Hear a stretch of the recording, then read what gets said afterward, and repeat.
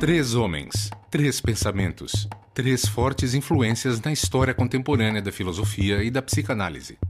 A série Foucault, Deleuze e Derrida, Pensamentos Rebeldes, traz os filósofos Elisabeth Roudinesco, Frédéric Worms, Guillaume Leblanc, Pierre Zawi, além da curadora do módulo Scarlett Martin, para tratar da ótica filosófica introduzida na França a partir dos anos 60 pelos rebeldes. Eles revolucionaram a psiquiatria humanizando a loucura e falaram da vida e da morte como nunca havia sido feito. Este é o tema do programa de hoje com a historiadora e psicanalista francesa Elisabeth Roudinesco. Ces trois philosophes, comme d'autres d'ailleurs de cette même génération, ont en commun de ne pas faire partie des philosophes de l'engagement. Ils ne font pas partie des philosophes de l'engagement du sujet et ils n'étaient pas sartriens, mais ils étaient tous les trois en tout cas, un peu comme Georges Canguilhem, qu'ils ont eu d'ailleurs pour maître, ils étaient du côté de la philosophie du concept et de la structure. Tous trois ont fait descendre la philosophie de la métaphysique en s'intéressant à autre chose qu'à elle-même, la littérature, le cinéma, la psychanalyse, toutes sortes de disciplines, mais aussi les mœurs, la sexualité et tous les problèmes, les femmes, les mœurs, les homosexuels, les marginaux.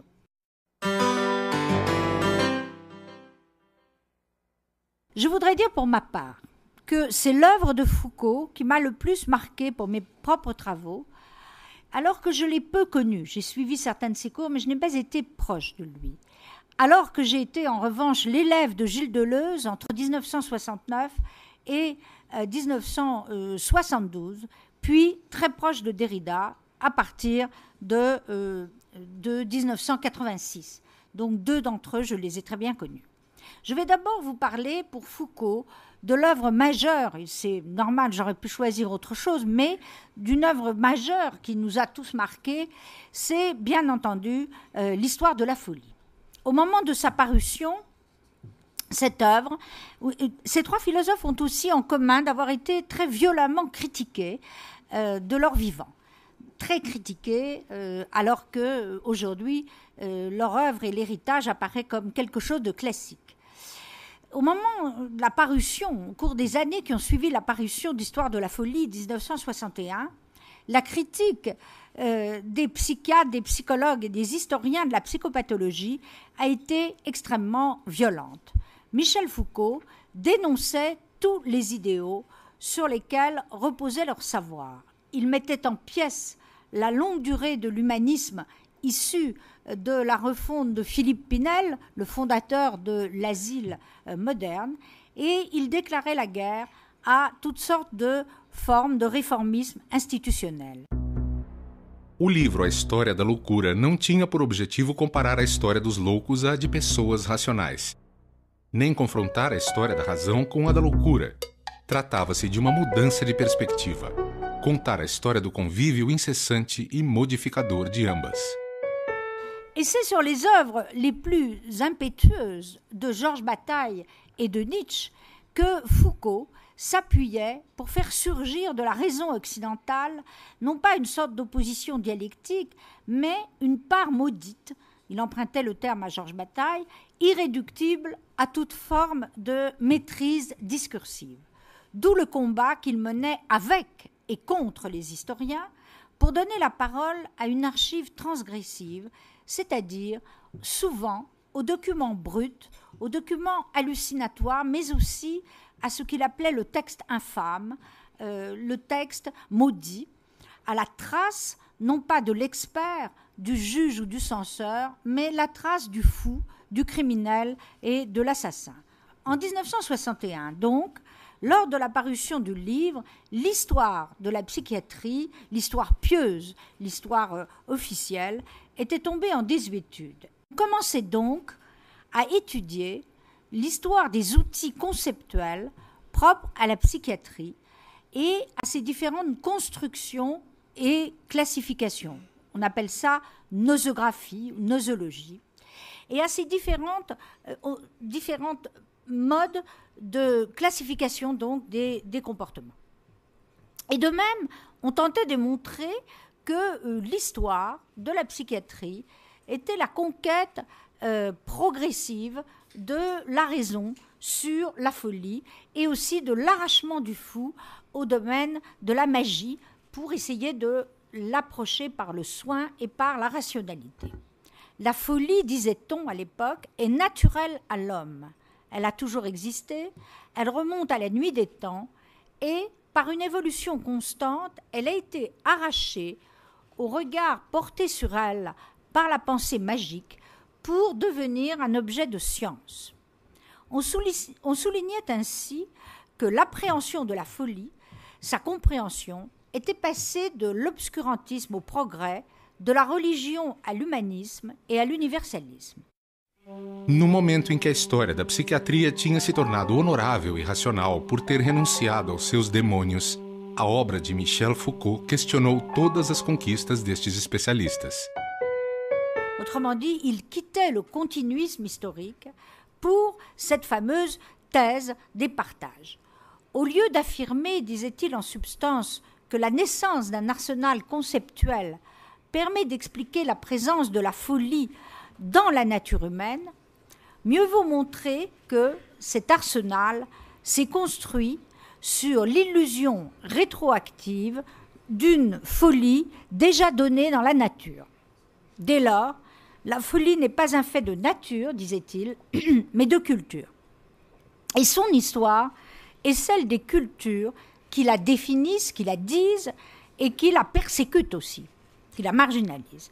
Aussi bien la science médicale, disait-il, n'intervient-elle que comme descriptif par rapport à cette chose qui n'est pas pensable, pas analysable. Les concepts de la psychiatrie ne sont donc pas adéquats à l'analyse de ce rapport, et c'est pourquoi, pour en saisir la signification, il faut commencer par les écarter. Georges Canguilhem, qui avait accepté d'être le rapporteur de la thèse de Michel Foucault, cette thèse soutenue à l'université, comprit aussitôt qu'il s'agissait là d'une révision radicale de la manière psychiatrique de penser la folie. C'est donc la signification des débuts de la psychiatrie positiviste, avant la révolution freudienne, disait-il, qui est en question dans le travail de Foucault.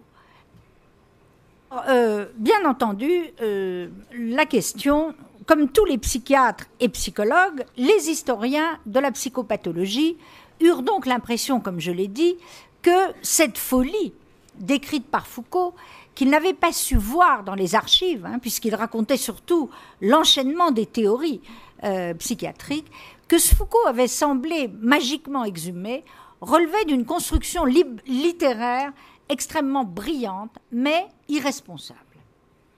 À leurs yeux, cette folie ainsi réactivée de façon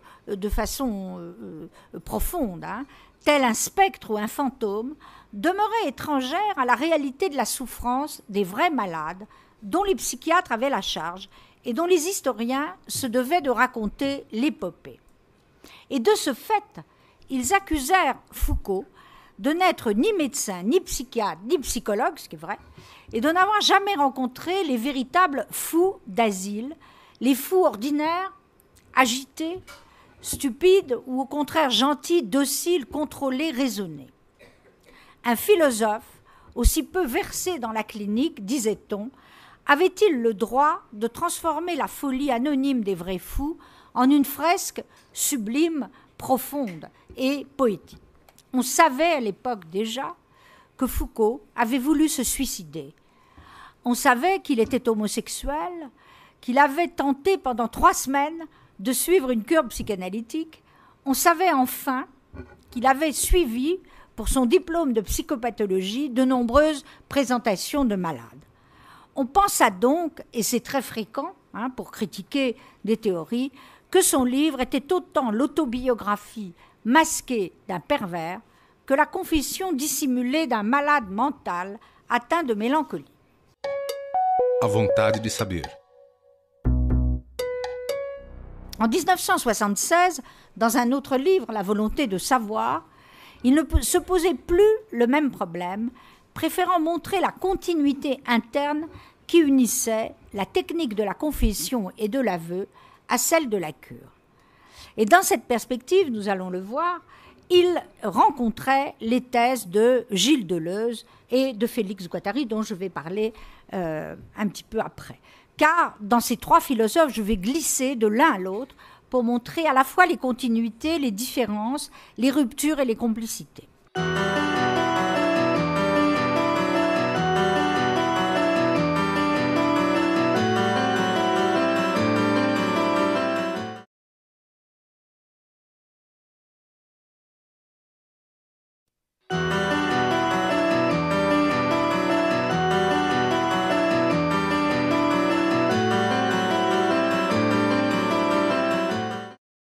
Quant à la psychanalyse, Foucault, loin de la considérer comme une entreprise totalitaire, il soulignait au contraire combien elle lui était étrangère. C'est un des points qui m'a toujours beaucoup intéressé chez Foucault, très critique, bien entendu, et à juste titre, du conformisme psychanalytique, situant souvent les psychanalystes dans la continuité des prêtres ou des confesseurs, donc assez dur.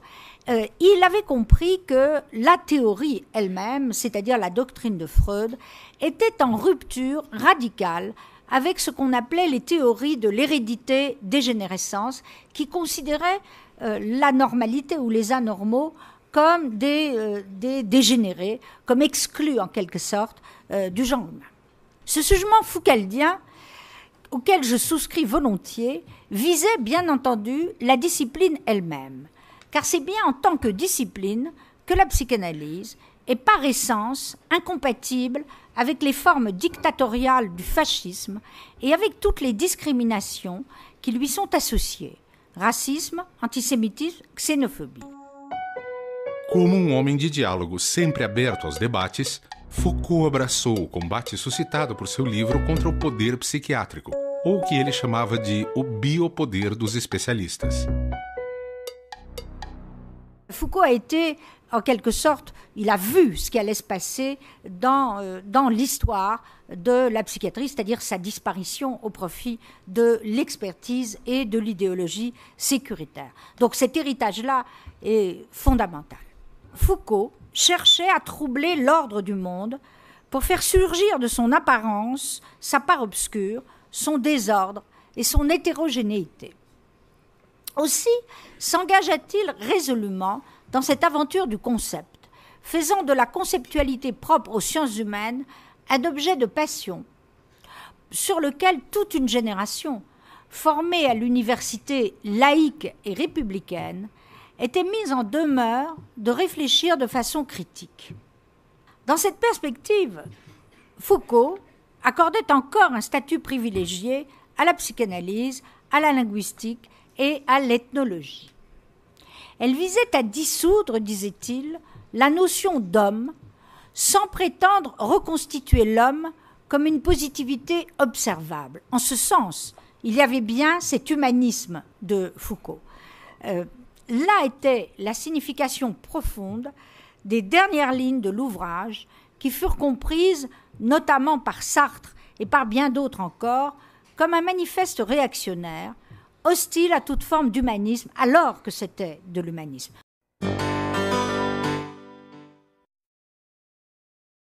Un jour peut-être, disait Foucault, le siècle sera deleuzien. Étrange prophétie annoncée en 1969 lors de la publication par Gilles Deleuze de Différence et répétition et de logique du sens. Cette prophétie, ce jugement foucaldien, laissait entendre que de tous ceux avec lesquels le philosophe des sentiers de la nuit avait débattu, seul Gilles Deleuze aurait le privilège un jour non pas d'entrer au Panthéon ou d'avoir une postérité, mais d'être le porteur d'une rénovation de la philosophie qui ferait de lui le plus grand des modernes. Deleuze foi o único dos três que não estudou na escola normal superior. Era professor de filosofia do segundo grau em instituições de prestígio em Paris. Também lecionou em universidades como a Sorbonne, a Universidade de Lyon e na Paris 8, em Vincennes, onde, com Félix Guattari, escreveu o mais iconoclasta de seus livros, O Anti-Édipo. Homem de esquerda, Deleuze era antes de tudo um historiador da filosofia e acreditava que a história poderia ter servido para impedir a criação dos conceitos. Alors, comme Derrida et comme Foucault, Deleuze fut détesté. Accusé tel Socrate de vouloir corrompre la jeunesse par son enseignement. Il se vit reprocher un amour immodéré des drogues et de l'alcool, et il fut même comparé pour l'anti-Édipe à une sorte de dégénéré qui aurait fait, citation, l'apologie du pourri sur fumier de décadence, très violent.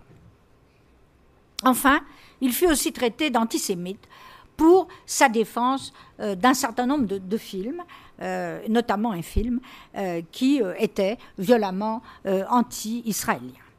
En réalité, il dérangeait ses interlocuteurs et ses lecteurs par une attitude paradoxale qui semblait toujours aller à contre-courant du discours rationnel. Gilles Deleuze était le philosophe des extrêmes et du rire, du grotesque et du sublime, du rêve et du désir, sans être le moins du monde romantique. Il était animé d'une sorte de passion incandescente pour le génie créateur, qui le rendait sensible à toutes les manifestations les plus utopiques, mais aussi les plus subtiles de l'art, de la poésie et de la littérature.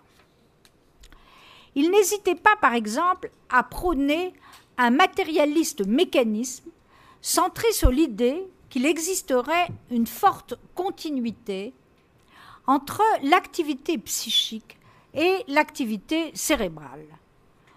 Au contraire de Georges Canguilhem, qui avait été son maître et qu'il admirait, il pensait qu'un jour, la science permettrait, par l'imagerie cérébrale, de démontrer que le cerveau serait capable, en tant que tel et à l'insu de toute subjectivité, de créer des concepts et des œuvres d'art. Illusion, bien sûr.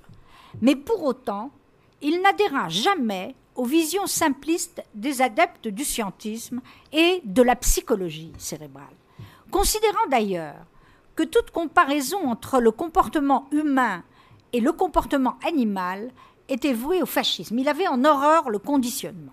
Il ne supportait pas l'idée, dominante aujourd'hui, qu'un homme pût être évalué, instrumentalisé, réduit à une chose, au dernier des hommes, ou pire encore à la dernière des choses.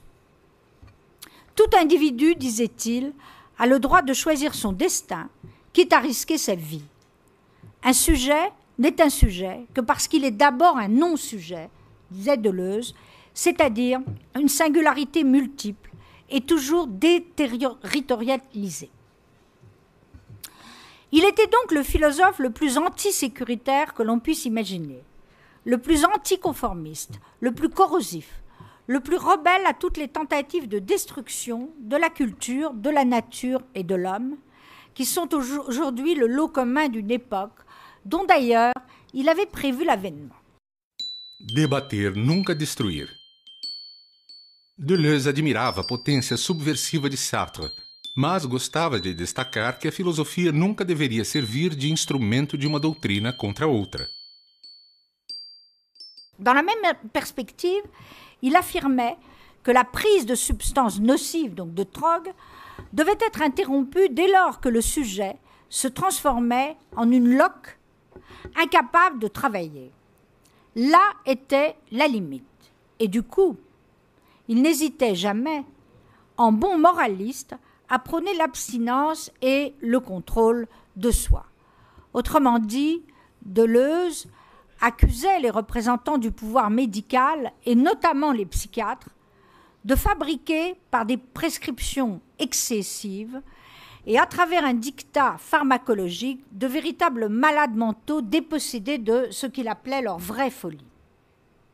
En conséquence, il refusait non pas la science médicale, non pas l'approche biologique du psychisme, mais toute forme de médicalisation de l'existence, ce terme ayant été repris par le psychanalyste français Roland Gori.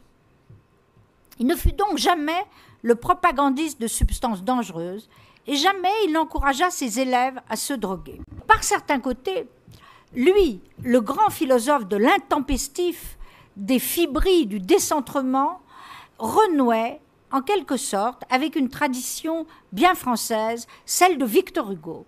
Il y a quelque chose d'hugolien chez Deleuze.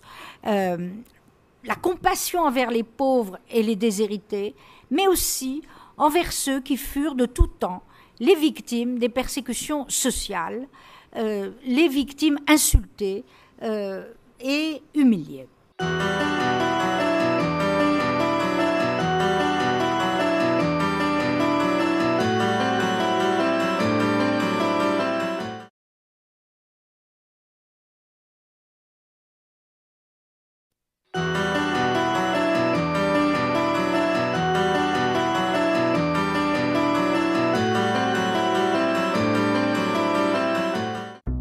Gilles Deleuze era um admirador da canção popular francesa e suas aulas eram cantadas, como uma canção de Charles Trenet. Amava a França dos filmes de Jean Renoir. Preferia a fábrica ao teatro, o popular ao círculo fechado do ego, do eu, o Contiá à deriva às nações constituídas, a subversão dos fluxos às fronteiras. Telle était la formidable inventivité de ce qu'on peut appeler l'usine deleuzienne. Philosophe donc du rhizome, c'est-à-dire des racines, des radis à l'origine, il dynamitait les représentations trop classiques, symboliques et dogmatiques de la philosophie, préférant cheminer dans les coulisses d'une scène primitive, machine à fabriquer des concepts, plutôt que de réinventer sans cesse à coup de commentaires, la généalogie d'Hamlet, d'Antigone ou d'Édipe. Et c'est pour ça qu'il n'aimait pas du tout le complexe d'Édipe de Freud. En quoi d'ailleurs il n'avait pas tort. Il ne pensait pas non plus que le désir pût être libéré par des actions spontanéistes. Il soutenait plutôt, et de manière très sophistiquée, que le désir lui-même est un travail de l'inconscient. D'un inconscient conçu, disait-il, comme un agencement de territoires animaliers et musicaux, et non pas comme un théâtre ou une autre scène. Não é nem nos grandes bosques nem nas veredas que a filosofia é elaborada, mas nas cidades e nas ruas, mesmo com o que elas têm de mais irreal. Pour tous ceux qui, comme moi, connurent Félix Guattari et assistèrent au séminaire que délivra Deleuze à Vincennes entre 69 et 72, l'Anti-Édipe, reste aujourd'hui un grand livre qui permet de se souvenir à quel point, en unissant en une seule plume leur volonté commune de renverser les dogmes, les deux amis donnèrent au conformisme psychanalytique de l'époque une leçon de plaisir, de révolte et de liberté dont on souhaiterait évidemment qu'elle se répétât aujourd'hui sous d'autres formes.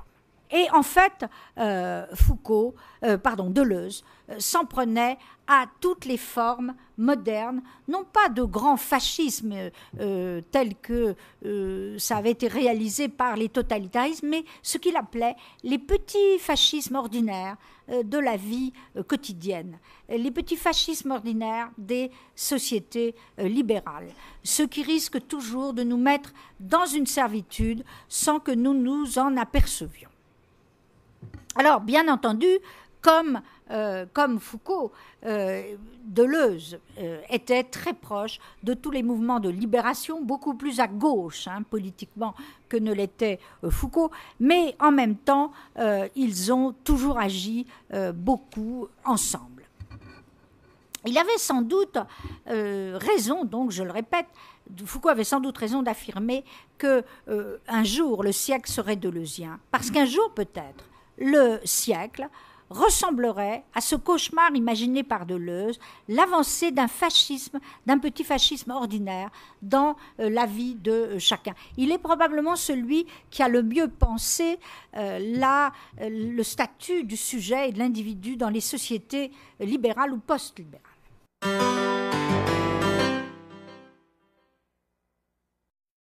Alors maintenant, je vais aborder Jacques Derrida. Très difficile de le faire, disons, de manière frontale. Alors plutôt que de commenter la déconstruction que tout le monde connaît, plutôt que d'aborder l'ensemble de l'œuvre, je vais parler, puisqu'il s'agit ici d'héritage, de la manière dont Derrida lui-même s'est senti l'héritier de tous les autres. Et commenter en quelque sorte une phrase qui m'est très chère de Derrida. Para ser fiel a uma herança, realmente fiel, é preciso ser eminentemente infiel. C'est une phrase typiquement derridienne, mais qui veut dire ce qu'elle veut dire. Déconstruire et non pas détruire. C'est-à-dire à la fois hériter et innover. Donc être infidèle à ce qu'on défend. Autor de mais de 80 livros, Derrida é o filósofo do questionamento e da desconstrução das relações de oposição entre razão e loucura, masculino e feminino, fala e escrita, vida e morte. Derrida se considerava herdeiro de todos os outros filósofos. Ele foi o último de sua geração a morrer e por isso pôde dizer adeus a todos os outros, em sua obra Cada vez único o fim do mundo. Alors il a rendu hommage à tous ceux dont j'ai parlé, bien sûr Michel Foucault, mais aussi Louis Althusser, Gilles Deleuze, Lévinas, Lyotard, Blanchot, etc. Jamais à ma connaissance un texte aussi beau n'a été écrit sur les morts, sur la mort ou l'adieu aux morts, qui ont compté dans la vie d'un homme. La loi qui régit les relations que chaque sujet entretient avec l'ami mort, et donc avec la mort et avec l'amitié, est une loi structurale et universelle. Une loi inflexible et fatale, disait Derrida. De deux amis, l'un verra forcément l'autre mourir. Cette mort, quand elle advient, n'est pas seulement la fin de telle ou telle vie, mais la fin de quelque chose en totalité. En conséquence, aucun deuil n'est possible. Mais, comme l'absence du deuil risque toujours de rendre fou l'ami qui demeure, seule la mélancolie, disait-il, permet l'intégration en soi de la mort de l'autre et la poursuite de la vie. Jamais quiconque, me semble-t-il, ne peut dire la mort avant la venue de la mort. Et quand cela se produit, quand un adieu est écrit à l'avance, comme un meurtre de la mort, il s'agit d'un meurtre de la mort en quelque sorte, et dès lors l'imposture se lit entre les lignes.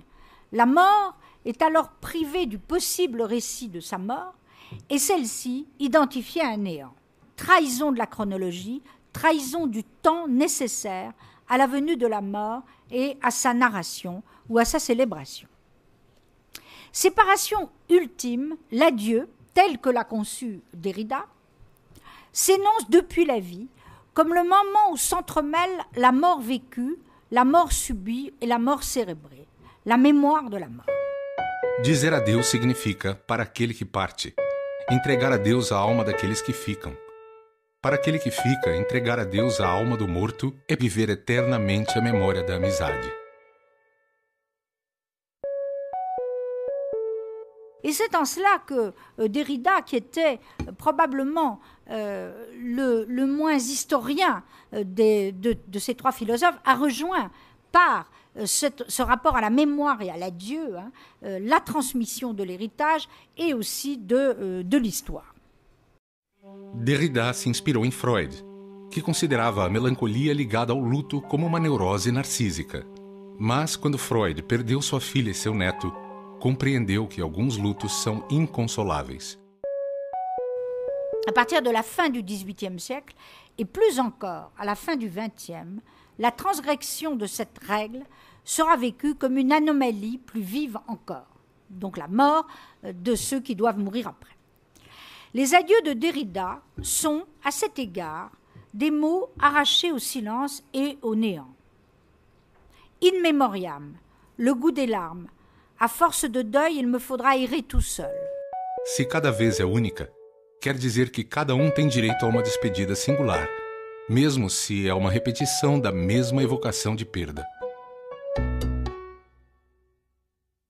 Jacques Derrida a construit son discours rendant à chacun sa mort, comme la trace instantanée de ce moment unique où se produit le passage de la vie à la mort. Aussi peut-il rappeler à lui toute la mémoire enfouie d'une existence fragmentée.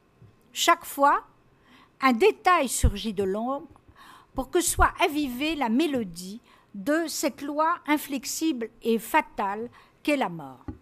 Avoir un ami, le regarder, le suivre des yeux, l'admirer dans l'amitié, c'est savoir de façon un peu plus intense et d'avance meurtrie, toujours insistante, l'inoubliable de plus en plus que l'un des deux, fatalement, verra mourir l'autre. Les adieux de Jacques Derrida ne sont donc ni des éloges funèbres au sens classique, ni des nécrologies, ni des récits d'agonie.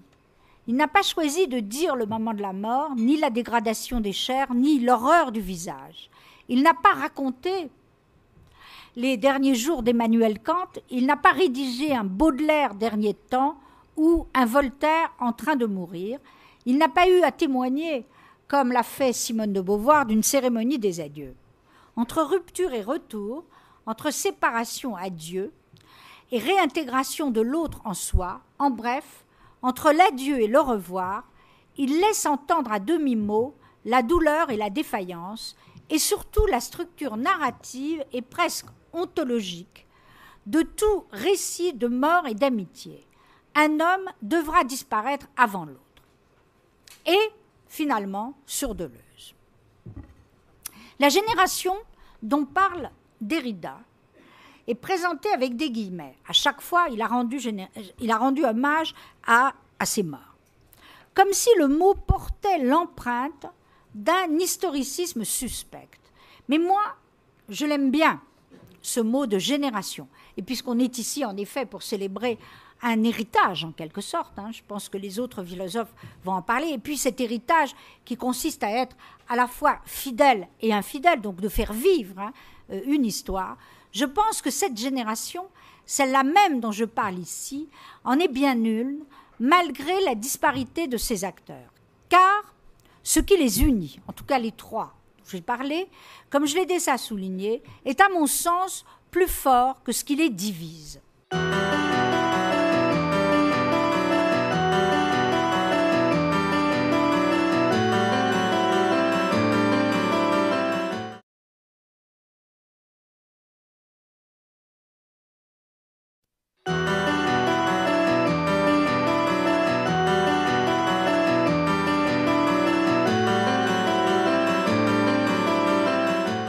On pourrait multiplier à l'infini la liste de ces mots endeuillés qui ponctuent les adieux de Jacques Derrida à ses amis, mais on peut aussi se poser d'autres questions. Sans, par exemple, se poser la question des manières de mourir en Occident, sans faire de différence entre les diverses façons de mourir, suicide, accident, maladie, mort violente, mort douce, mort désirée, mort impromptue. Je rappelle que si Derrida est mort au fond de maladie, Foucault est mort du sida, et c'est-à-dire à une époque où commençait d'ailleurs le sida, et que Gilles Deleuze s'est suicidé par défenestration parce qu'il étouffait, alors qu'il n'était pas suicidaire. Tous les amis auxquels s'adressent les adieux de Derrida, et tous ces philosophes, ont été témoins ou les héritiers de deux grandes catastrophes européennes du XXe siècle, la Shoah et le Goulag.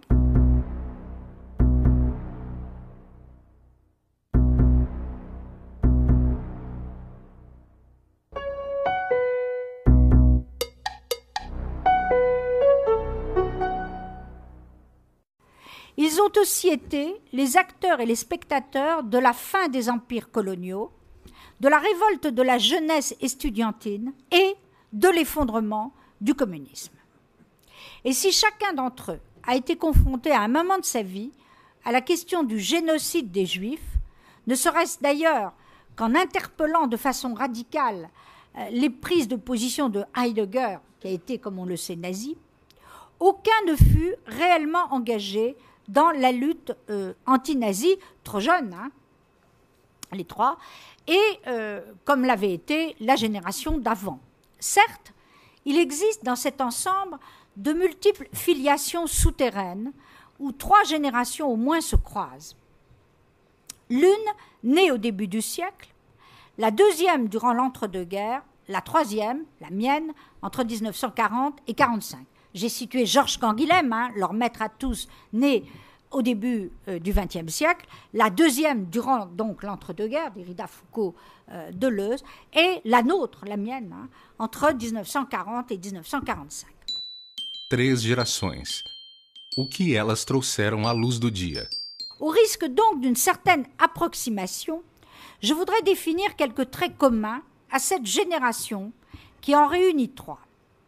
Qu'elle soit issue de la phénoménologie ou qu'on l'appelle structuraliste, post-structuraliste, anti-structuraliste, elle rassemble des auteurs qui ont pour caractéristique d'avoir mis en cause la nature du sujet et d'avoir mis au jour ce qui se cache derrière l'usage de ce pronom.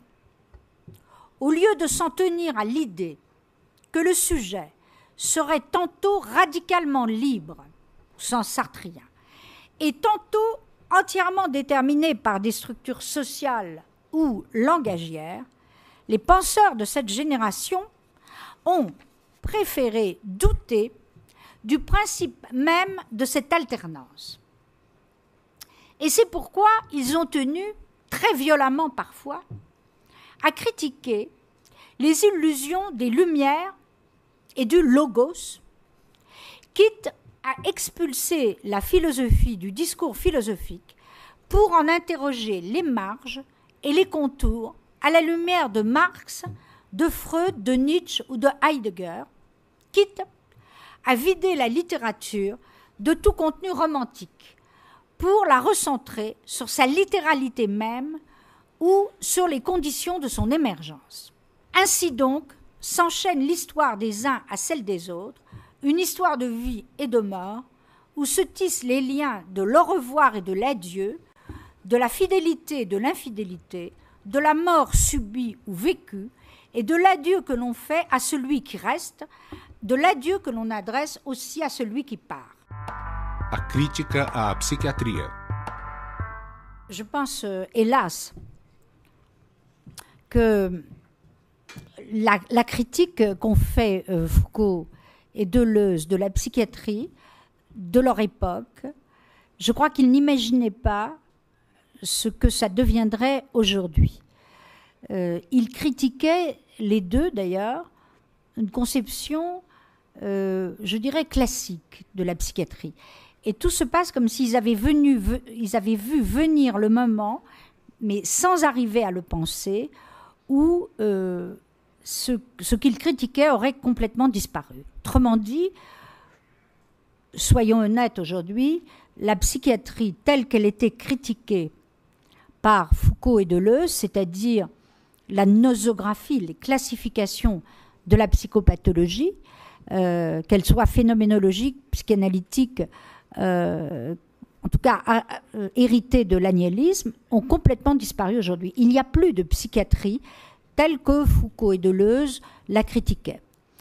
La psychiatrie d'aujourd'hui, je ne sais pas quel avenir elle a, mais mondialement, elle a été réintégrée entièrement dans la neurologie, d'une part, c'est-à-dire que dans le tout organique, il n'y a plus de psychiatrie humaniste phénoménologique telle qu'elle était critiquée à l'époque.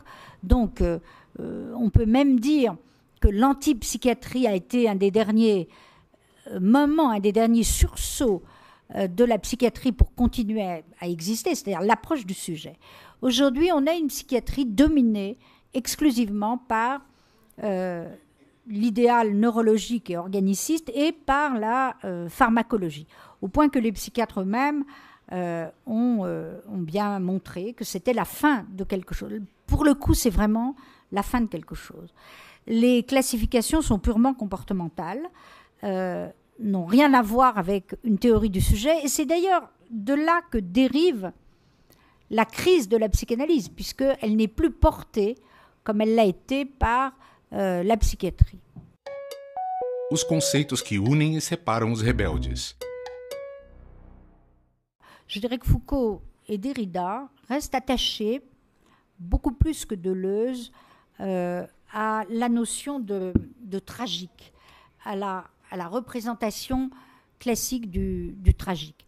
Mais la mise en cause, disons, commune, c'est évidemment celle, je dirais, du signifiant, de l'impérialisme du signifiant. C'est l'idée qu'il faut sans arrêt défaire ce qui a été fait.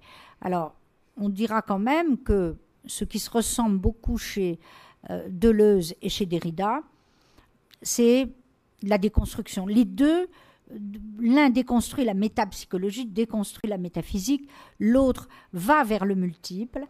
Et quant à Foucault, c'est un petit peu différent, mais il y a aussi cette idée, finalement, dans le dernier Foucault, d'abandonner le terrain strict de la philosophie pour aller s'occuper des vies personnelles. Le dernier Foucault, et notamment je pense à celui qui a voulu étudier la vie des hommes infâmes, hein, comme il l'a intitulé lui-même, c'est aller vers le plus extrême. Ils ont ça en commun.